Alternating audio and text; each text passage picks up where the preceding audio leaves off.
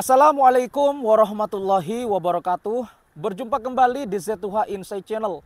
Apa kabar semuanya sobat dimanapun Anda berada? Mudah-mudahan keadaannya selalu dalam keadaan baik-baik saja. Pada kesempatan kali ini senang sekali saya bisa berjumpa untuk berdiskusi serta berdialog kepada sobat semua. Tentu diskusi kali ini adalah diskusi dari seri-seri sebelumnya. Karena di beberapa episode yang lalu kita sudah membahas tentang yang berhubungan dengan pendidikan. Pada episode kali ini kita akan terus membahas pendidikan karena pendidikan itu semakin kesini menjadi perbincangan yang menarik terkhusus untuk para viewer dan para subscriber di channel ini. Untuk yang baru bergabung dan yang baru menemukan channel ini, saya ucapkan terima kasih. Selamat datang di Z2H Insight Channel. Tentu semua orang pasti menginginkan menjadi pintar. Karena dengan pintar, maka seseorang tersebut bisa melakukan semua hal yang dia inginkan. Katakanlah dia ingin berinovasi, kemudian menemukan sesuatu yang baru, ataupun bahkan menciptakan hal-hal yang baru yang tidak pernah terfikirkan oleh manusia. Lantas bagaimana jika orang yang pintar itu bukan hanya satu? Tentunya banyak ya orang-orang pintar di dunia ini yang memiliki IQ yang sangat tinggi. Tetapi apa jadinya jika orang yang pintar itu ternyata banyak dalam tanda kutip adalah suatu bangsa atau suatu kaum? Ya, dalam hal ini adalah kaum Yahudi atau orang Yahudi. Karena menurut beberapa penelitian, konon orang Yahudi itu memang pintar-pintar. Lantas apa yang menyebabkan orang Yahudi itu sangat pintar? Ini yang akan kita bahas dan kita diskusikan pada episode kali ini. Untuk itu jangan skip videonya karena ini pembahasannya adalah agak berat yang berhubungan dengan orang Yahudi. Jadi tujuan saya membuat video ini adalah semata-mata untuk berdiskusi dan edukasi, bukan untuk membanding-bandingkan. Untuk itu jangan skip videonya, tonton sampai selesai dan seperti biasa kita putar dulu intronya.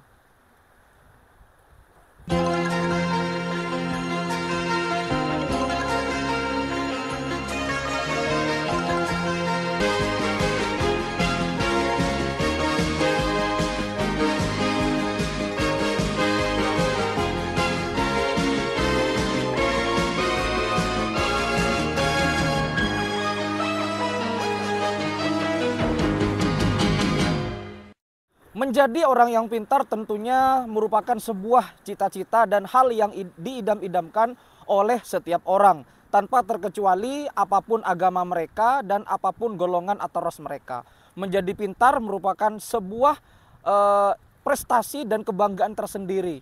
Karena kalau orang pintar itu biasanya mereka selalu berpikir positif, kemudian bisa memecahkan masalah dan bisa menemukan jalan keluar yang terbaik.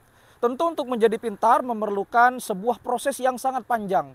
Salah satunya adalah dengan pendidikan dan juga dengan belajar, kemudian dengan praktek-praktek ataupun hal-hal yang bisa dicoba ataupun hal-hal yang baru. Tentu semuanya mengarah kepada sebuah intelijensi atau sebuah kepintaran. Masing-masing person itu berbeda-beda prosesnya. Ada yang sekolah setinggi mungkin, ada yang dari pengalaman, bahkan ada yang pintar dengan cara otodidak. Itu semuanya bermuara kepada sebuah kepintaran. Lantas ada sebuah penelitian tadi di sebelum intro, saya menyebutkan bahwa orang Yahudi itu ternyata pintar-pintar. Dan apa rahasianya mereka bisa pintar? Apakah memang orang Yahudi itu dari segi pendidikan atau memang dari hal-hal yang lain? Nah, ini yang akan kita diskusikan. Untuk itu, sobat yang punya argumentasi ataupun komentar-komentar terkait dengan hal ini, silahkan kita berdiskusi di kolom komentar agar diskusi kita menjadi lebih berwarna dan menjadi hidup. Karena diskusi yang berwarna, diskusi yang hidup akan menimbulkan atau akan menciptakan sebuah keilmuan baru, dan ini berguna untuk saya pribadi dan juga untuk para viewers yang lain. Untuk membahas hal ini saya sudah merangkum beberapa alasan-alasan kenapa orang Yahudi memang orang yang pintar, dan ini saya ambil dari sebuah jurnal atau dari sebuah artikel yang diterbitkan oleh Stit Al-Kifayah di Riau atau Sekolah Tinggi Ilmu Tarbiyah Al-Kifayah di Riau. Ini saya rangkum, dan kalau sobat ingin berdiskusi, silakan kita berdiskusi lebih lanjut ya di kolom komentar. Baik, kita mulai dari apa sebenarnya yang dimaksud dengan Yahudi itu. Nah, kata Yahudi ternyata diambil dari salah satu marga dari 12 leluhur suku Israel. Ya, suku Israel itu yang paling banyak keturunannya, yakni Yahuda. Siapa Yahuda itu? Yahuda adalah salah satu dari 12 putra Yakub. Jadi ceritanya Nabi Yakub itu punya anak 12 dan salah satunya adalah bernama Yahuda itu. Kemudian siapakah Yakub atau Nabi Yakub itu? Nabi Yakub adalah seorang nabi dan memiliki nama yang lain. Nama lain dari Nabi Yakub adalah Israel. Kemudian Yakub itu adalah anak kedua, Yakub itu atau Nabi Yakub itu adalah anak dari Nabi Ishak. Dan Nabi Ishak adalah anak kedua dari Nabi Ibrahim alaihissalam. Begitulah kira-kira apa yang dimaksud dengan Yahudi. Nah, sekarang kita akan masuk kepada kenapa orang Yahudi itu pintar-pintar. Apakah memang karena mereka IQ-nya tinggi atau pendidikannya sangat bagus atau atau ada yang lainnya. Nah, ini menarik untuk dibahas karena banyak sekali tokoh-tokoh Yahudi di dunia ini yang memang sangat superior dalam tanda kutip intelijensinya. Anda tahu bagaimana seorang pencipta Dell, Michael Dell, kalau Anda punya laptop mereknya Dell, itu ternyata diciptakan atau ditemukan oleh orang Yahudi yang bernama Michael Dell. Kemudian ada Facebook yang sekarang sangat terkenal itu, Mark Zuckerberg. Ternyata beliau adalah orang Yahudi. Dan yang paling terkenal adalah ilmuwan yang sangat populer di awal abad ke-20 yang terkenal dengan teori relativitasnya. Siapa lagi kalau bukan Albert Einstein. Ilmuwan ini ternyata sampai saat ini masih sangat berpengaruh, terutama dalam teori-teorinya. Ada fisika kuantum dan lain sebagainya.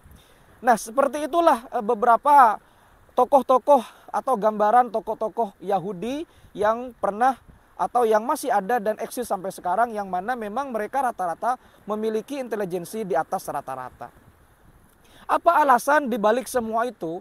Tentu ada alasan yang logis dari semua alasan kenapa orang Yahudi itu adalah orang yang pintar.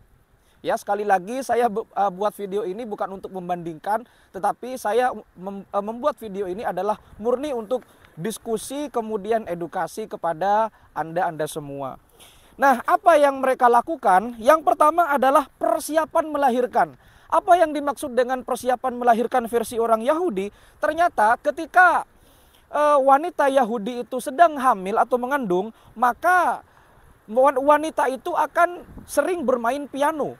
Ya, kenapa mereka dalam tanda kutip wanita Yahudi itu bermain piano? Karena menurut penelitian mereka, piano atau musik-musik yang diiringi dengan piano itu akan menenangkan atau memberikan efek tentram kepada janin yang ada dalam kandungan. Sehingga ini secara tidak langsung akan berpengaruh kepada reaksi ataupun respon-respon yang akan didapatkan oleh calon bayi yang ada dalam kandungan itu. Karena kan kalau piano itu kan sangat tenang ya musiknya, beatnya sangat tenang, easy listening.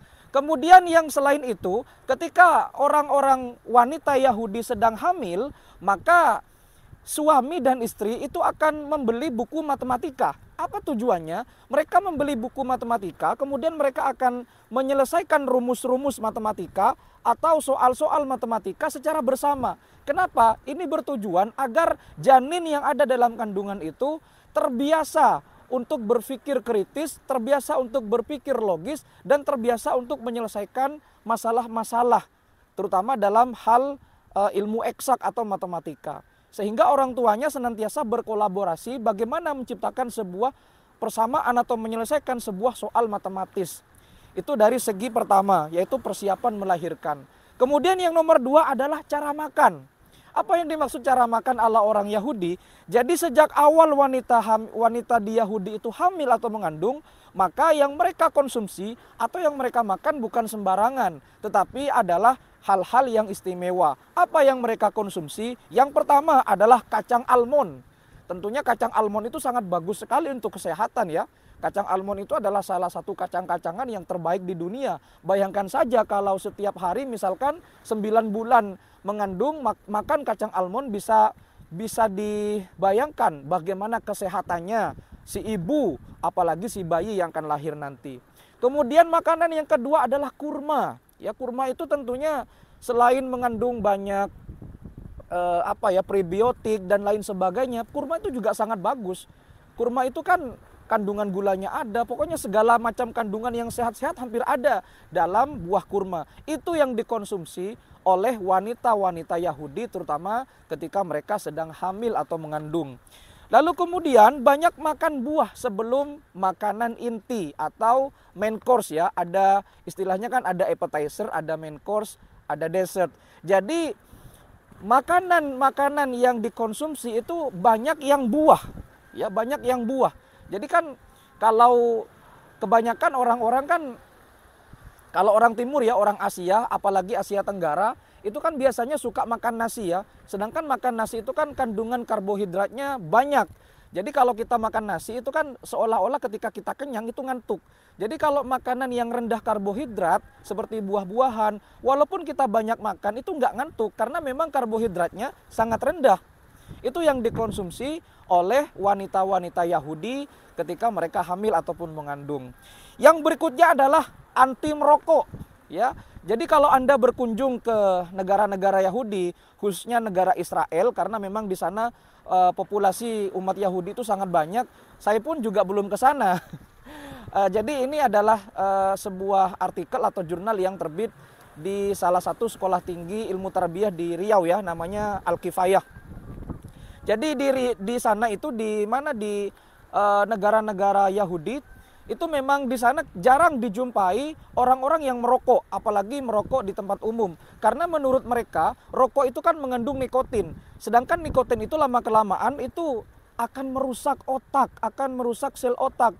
Dan itu kalau dibiarkan secara terus-menerus tentu akan berakibat fatal kepada pertumbuhan janin yang ada di dalam perut si ibu. Dan tentunya rokok itu kan bahaya bagi kesehatan, apalagi untuk orang hamil. Sehingga di sana, di negara-negara orang Yahudi, rokok itu jarang ditemukan. Sehingga bisa besar kemungkinan mereka tidak terkontaminasi oleh nikotin atau tar atau apapun yang terkandung dalam sebuah rokok. Itu yang nomor 3. Yang nomor 4 adalah sistem pembelajaran dan pendidikan. Apa maksudnya ini? Nah, ini yang pastinya paling fundamental ya, karena balik lagi kepada dunia pendidikan. Yang pertama, sejak kecil anak-anak Yahudi itu ketika masuk SD, mereka dilatih untuk bermain biola dan piano. Nah, ini ada hubungannya dengan yang tadi yang pertama. Jadi di awal-awal kehamilan wanita-wanita Yahudi itu kan suka bermain piano ya, karena memang di sana rata-rata orang Yahudi itu kan senang main-main musik yang easy listening atau alat-alat musik yang instrumental seperti piano, kemudian biola atau kecapi. Jadi ketika SD, anak-anak Yahudi itu diajarkan untuk bermain musik karena mereka percaya musik yang easy listening itu akan membentuk pola pikir. Ya, jadi instrumen-instrumen musik yang seperti itu akan membuat otak kita menjadi jernih, kemudian bisa membuat relaksasi dan bisa membuat kita tenang sehingga bisa berpikir positif. Itu yang pertama dalam segi pendidikan dan pembelajaran. Kemudian yang berikutnya adalah sudah menjadi kewajiban tentang olahraga. Artinya olahraga di sana menurut orang Yahudi itu adalah sebuah kewajiban. Kenapa? Karena biar bagaimanapun olahraga itu baik untuk kesehatan. Olahraga itu baik untuk otot-otot kita. Dan ketika olahraga kita akan senantiasa hidup sehat. Namanya juga olahraga. Jadi di sana olahraganya yang sangat dianjurkan adalah memanah, kemudian menembak dan juga berkuda. Nah, kalau dalam Islam kan ada berenang, kemudian ada memanah dan juga berkuda. Nah, di orang Yahudi itu ada menembak. Jadi olahraganya 3, ada menembak, kemudian memanah dan juga berenang ya. Ada juga yang berlari. Jadi di sana itu olahraganya hampir wajib dari sebuah kurikulum yang ada di lembaga pendidikan, baik itu negeri ataupun di swasta. Kemudian yang berikutnya adalah menurut saintis orang Yahudi, mereka ketika memahami alat-alat musik atau instrumen musik yang memang isi listening seperti piano ataupun biola, itu mereka kan mendengarkan not lagu secara tidak langsung. Jadi menurut saintis orang Yahudi, not lagu itu bisa mempengaruhi pola pikir dan bisa mempengaruhi cara pandang atau perspektif kita. Ya, jadi kalau misalkan kita lagi senang gitu kan, itu kan kita menikmati lagu. Tapi kalau kita lagi sedih, kita menghayati lagu. Ya seperti itulah. Anda misalkan menikmati lagu bahasa Inggris, walaupun Anda tidak mengerti, tapi isi listening itu kan menikmati. Padahal Anda tidak mengerti artinya. Seperti lagunya Celine Dion, My Heart Will Go On itu. Dulu waktu saya masih SD nggak tahu artinya apa. Tetapi enak gitu didengar, adem gitu. Atau ketika Anda mendengarkan lagu-lagu bernuansa religius, itu kan membuat kita itu ingin berbuat baik begitu. Ya seperti itulah menurut saintis orang Yahudi. Jadi not lagu itu bisa mempengaruhi pola pikir dan pola perspektif di kemudian hari. Kemudian ketika anak-anak sudah masuk SD, maka mereka diajarkan matematika dan sains. Nah ini kembali lagi ke tadi. Jadi ketika sudah memasuki usia kehamilan, selain mereka mengkonsumsi makanan yang rendah karbohidrat, kemudian main piano, dan yang dilakukan adalah ibu dan bapaknya, calon bayi itu mereka suka mengerjakan soal matematika secara bersamaan, berkolaborasi. Sehingga ketika anak SD, orang Yahudi itu, maka mereka dibiasakan untuk memecahkan soal matematika. Bahkan sesudah itu mereka bisa memecahkan masalah matematika yang lebih kompleks. Karena memang mereka sudah terbiasa dari orang tuanya sebelum mereka dilahirkan. Berikutnya adalah saat sekolah menengah dan sampai masuk ke universitas, maka mereka diberikan pendidikan yang dianjurkan ya, seperti pendidikan kedokteran, kemudian pendidikan sains, matematika, dan hal-hal yang berhubungan dengan dunia bisnis. Sehingga mereka di kemudian hari ketika sudah dewasa, pikiran mereka menjadi terbentuk karena memang makanannya sangat bagus, nutrisinya sangat bagus, kemudian genetikanya juga sangat bagus, dan ditambah lagi dengan kebiasaan-kebiasaan berolahraga serta tidak merokok. Sehingga wajar dan logis jika orang Yahudi itu dikatakan orang pintar dan orang cerdas. Karena memang gaya hidupnya, kemudian faktor genetikanya dan faktor kebiasaannya memang benar-benar dipersiapkan sedini mungkin, bahkan sebelum mereka lahir. Jadi tidak berlebihan jika orang Yahudi itu memang pintar. Nah, ini bisa kita terapkan di umat Islam ataupun di kehidupan kita sehari-hari. Ada yang mengucilkan orang Yahudi, ada yang membenci orang Yahudi, tetapi kita bisa ambil poin positif, ambil hikmah dari kebiasaan orang-orang Yahudi yang positif. Terutama mereka tidak merokok, menjaga kesehatan, selalu belajar, kemudian selalu berpikir positif, dan yang paling penting, sejak dini mereka mempersiapkan kelahiran-kelahiran untuk generasi penerusnya yang terbaik. Demikian video ini saya buat, mudah-mudahan bisa memberikan manfaat dan edukasi kepada kita semuanya. Jangan lupa kalau ada komentar silahkan kita berdiskusi di kolom komentar. Terima kasih sudah menyimak, sampai jumpa di video berikutnya. Wassalamualaikum warahmatullahi wabarakatuh.